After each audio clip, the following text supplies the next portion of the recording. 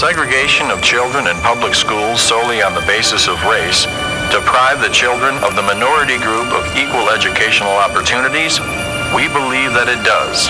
We conclude that, in the field of public education, the doctrine of separate but equal has no place. Separate educational facilities are inherently unequal. The thing about Brown is there is no universality of occurrences in the United States. You know, we think of Brown v. Board, we think of the South primarily, and the Jim Crow schools. Back down there, you're looking at one room, every grade school in there, 2 teachers possibly. We read letters from Mississippi where they talked about, they basically, instead of chairs or whatever, they would have a couple of barrels with planks on them, and once a day the kids would all tumble off, you know, into a thing.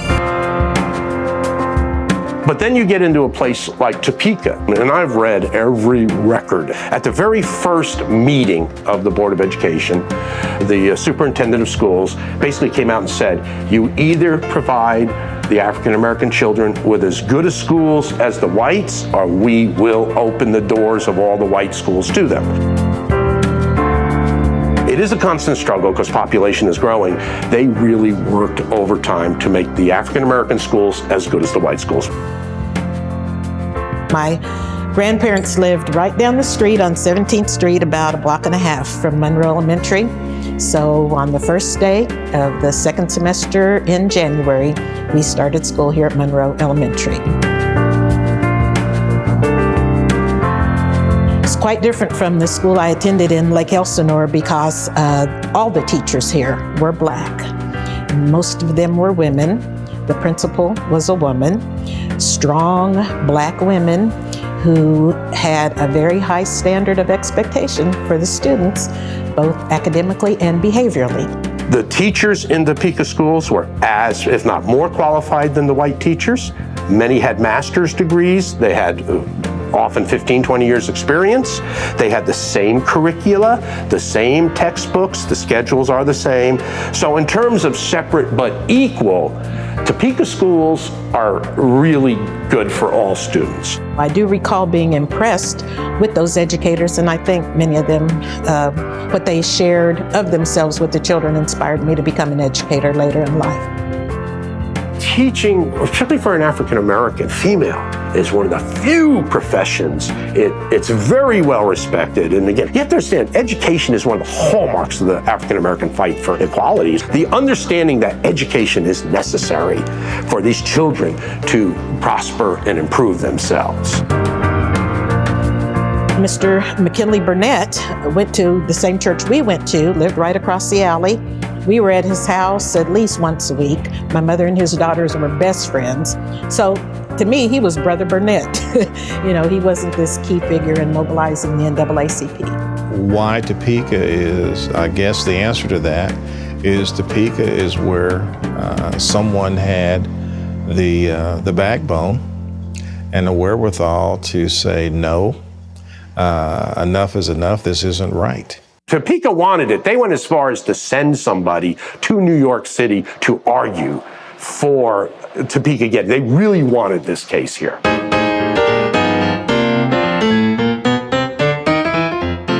You started getting a bunch of young fire eaters in the NAACP. I'm talking guys like Bob Carter, who was a judge who recently passed away, Jack Greenberg, who took over for Thurgood Marshall after he went to the Supreme Court.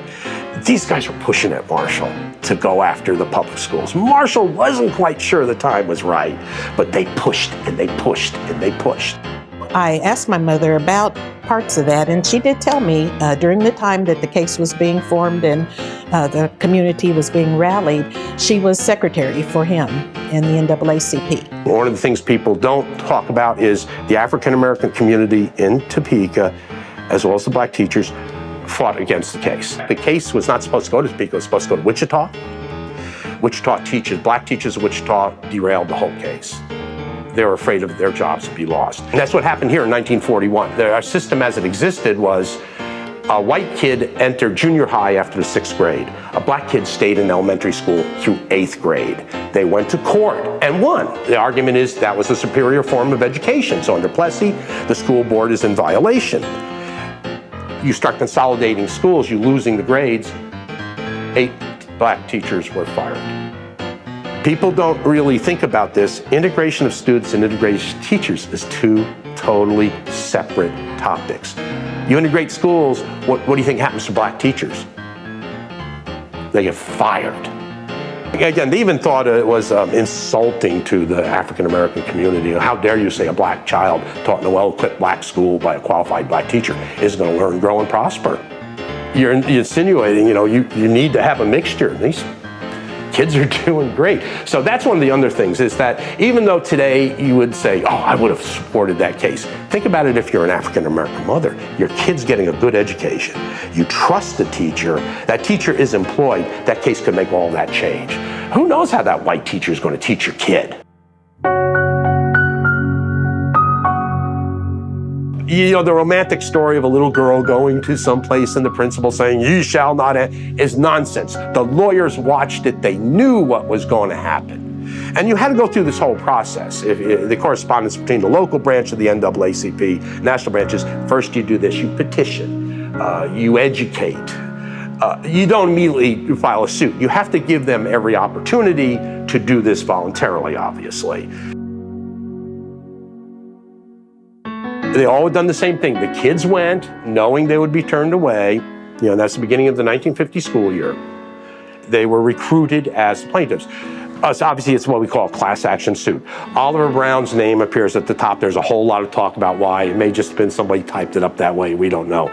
Not all of the plaintiffs testified, and they pretty much are asked the same questions. Because again, it's not about anything unequal, about any hardships about having to sit at a bus stop. I don't care. That's not what the heart of the case is. The heart of the case is that child has been, pushed to the back because they're said, you're not good enough to go to Sumner, even though it's 2-3 blocks from your home. It is your neighborhood school, and neighborhood schools are, of course, a cherished part of America.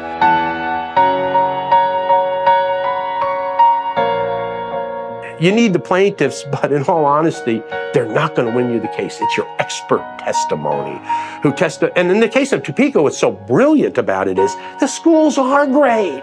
So if you could prove these children are being hurt in Topeka, you prove it everywhere. And that's a case that took place in the old federal building that's right down here on Kansas Avenue. Our judge was Walter Huxman, who, of course, is governor of Kansas as well. In my opinion, a very fair, a very just man.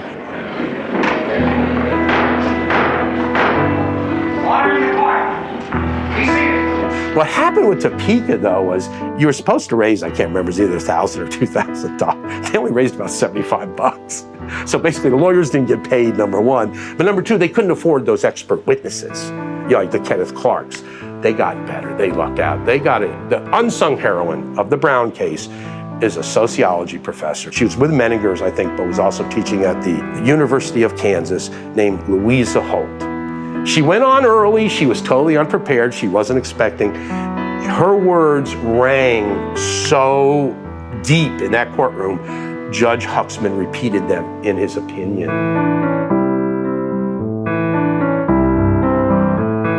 He had his hands are tied.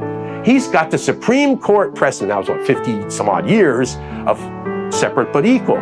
If he found for the plaintiffs, it's going to be overturned the next day.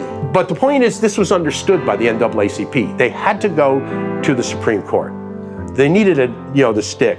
You have to lose. The NAACP had only fought Plessy cases. The school doesn't do this, you're not allowed that. This time, the heck with it. They're going for the throat, and that the very act of segregation is what damages and hurts children. That's what is so, again, earth-shaking. And that's why a lot of people say this is one of the most transformative laws in American history.